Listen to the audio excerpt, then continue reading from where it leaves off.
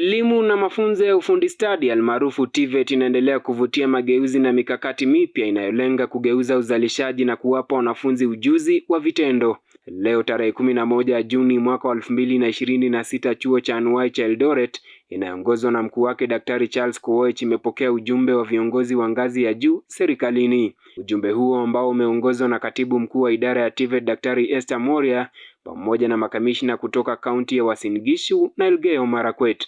Ziara hiyo imeangazia juhudi zinazoendelea za kuimarisha mafunzo ya ufundi nchini kwa kuzingatia kupanua upatikanaji na uboreshaji wa ujuzi unaotolewa katika taasisi za mafunzo ya kiufundi na kuwaboresha wanagenzi kwa 100%, huku idara ya TVET ikilenga kuzalisha vijana wenye ujuzi unaohitajika viwandani. Vilevile amewakumbusha vijana zaidi kujiunga na taasisi za mafunzo ya ufundi, kwani serikali imewajibika kuhakikisha utoaji wa mafunzo bora kwa kuzipa taasisi za mafunzo toleo na nyenzo hitajika kuwafikia lengo hilo. As TVET, we are on the front path to ensure that we have enough skilled young people in this country. And therefore we are here to have a conversation with Ngao of this area. What is the conversation? That we, as many as ought to be, we bring in the youth, we skill them, and as TVET institutions, we are ready. We have the curricula, we have the trainers, we have the equipment, and more coming.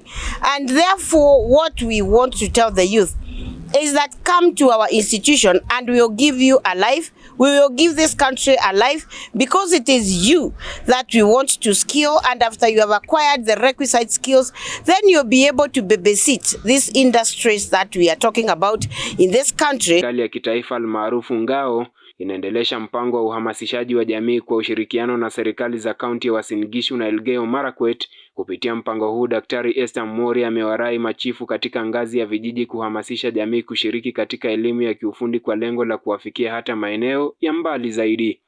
We want to have a conversation with Ngao. Please, you are the people who know where these young people are in the villages. It is the chiefs, it is the assistant chiefs who know where these young people are. We want Ngao to help us to mop them up. Tell them that we have the requisite training to afford them, and this training is at least 3 to 6 months, and you have a certificate and you can go to the world of work. Kulingana na Daktari Charles Koech na data hivi punde, idadi ya wanagenzi wanaojiunga na taasisi hizo limeshuhudia ongezeko, ikiwa ni ishara chanya ya juhudi zinazolenga kufikia stadi milioni 2 ifikiapo mwisho wa mwaka huu. Our target is to have 2 million trainees in the TVET sector by close of the financial year, and we are seeing, with the support from Ngao, we actually see that this is achievable. We have already expanded the number of TVET institutions. We have increased the equipment that is available for those institutions, and so we are on the right path.